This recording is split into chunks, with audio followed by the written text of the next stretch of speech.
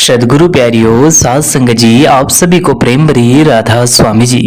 साध संगत जी, आज हम फिर हाजिर है बाबा जी महाराज जी और संगत के लेटेस्ट सवाल जवाब लेकर। साध संगत जी, आज जो सवाल जवाब हुए उनमें एक सवाल बहुत ही सुंदर था। वह सवाल भजन सिमरन की कमाई पर था। किसी ने बाबा जी महाराज जी से पूछा था कि बाबा जी, जिस तरह से हम घर में कोई कमाई करके पैसे लाता है तो उस पे सभी का हक रहता है, ठीक इसी प्रकार से यदि कोई घर में एक नामदानी हो, अगर वह भजन सिमरन करता हो, उसकी कमाई करता हो, तो क्या उस भजन सिमरन की जो कमाई है उस पे पूरे परिवार का हक हो सकता है?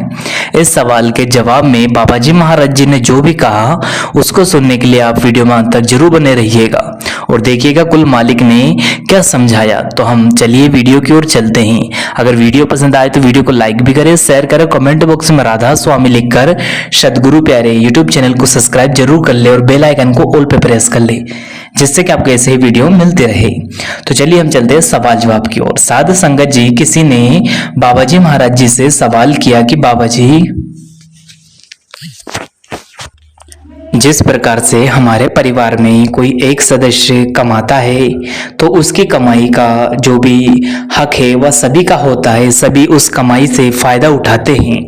ठीक है, इसी प्रकार से यदि कोई परिवार में एक नामदानी हो और अगर वहाँ भजन सिमरन करने वाला हो तो क्या उसकी जो नाम की कमाई है उस पर क्या हम सबका हक हो सकता है, उसका फायदा हम उठा सकते हैं?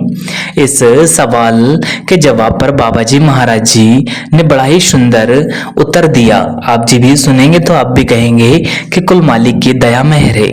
साध संगत जी, बाबा जी महाराज जी ने कहा कि बेटा, परमार्थ का एक नियम है, एक सच्चा असूल है जो हमेशा अटल है।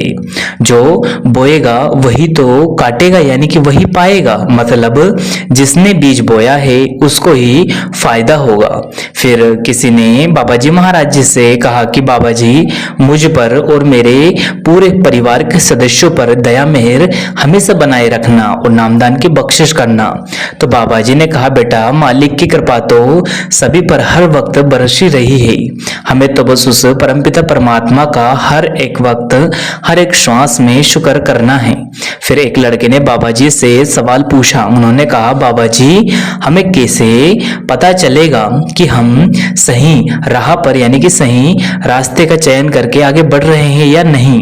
तो बाबा जी ने समझाया, बेटा, मालिक ने इंसान को विवेक की ताकत दे रखी है, सोचने समझने की हमें ताकत है।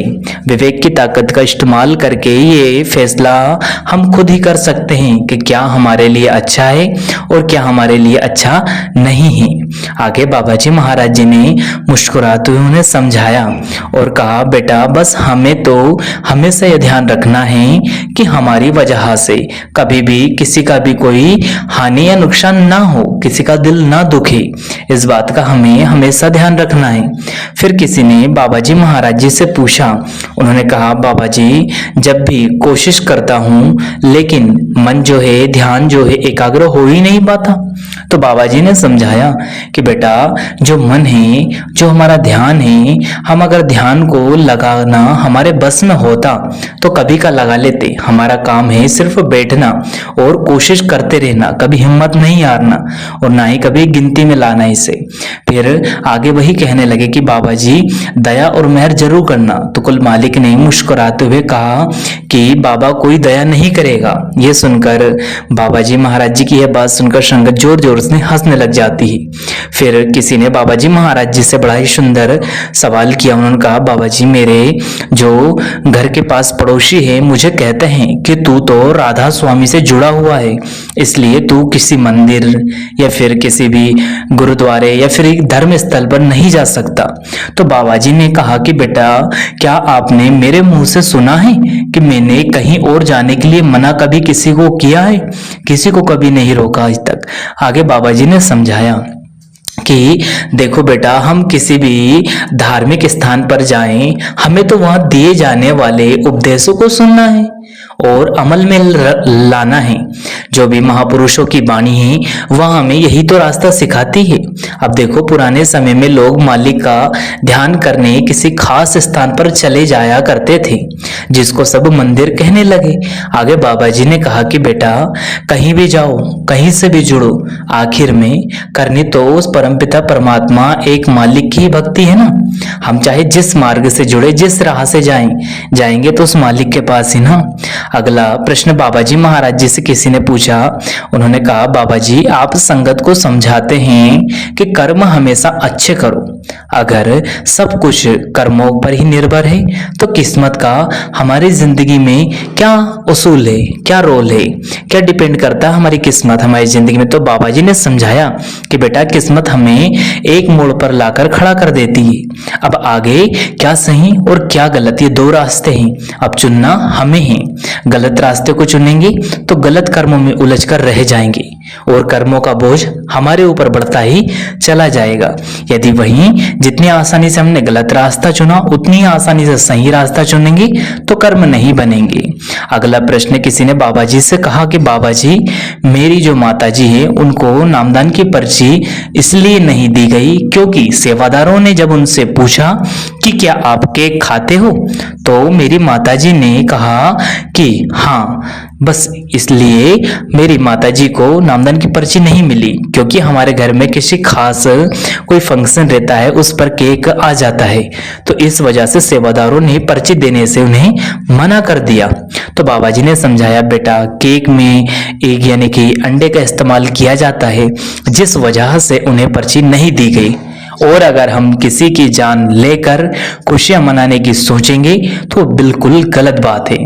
सत्संग जी, फिर किसी ने बाबा जी महाराज जी से पूछा कि बाबा जी, आप हमारे जो सेंटर है, छोटा सा सेंटर है, उस सेंटर में भी आया करो और हमें दर्शन दिया करो। तो बाबा जी ने कहा कि बेटा, ये बड़े जो सेंटर है वहाँ उन सेंटरों पर संगत की सुविधा के लिए ही तो बनाए गए हैं, जिससे कि हम सब एक साथ एक जगह और 1 2 4 8 दिन के लिए इकट्ठा हो सकें।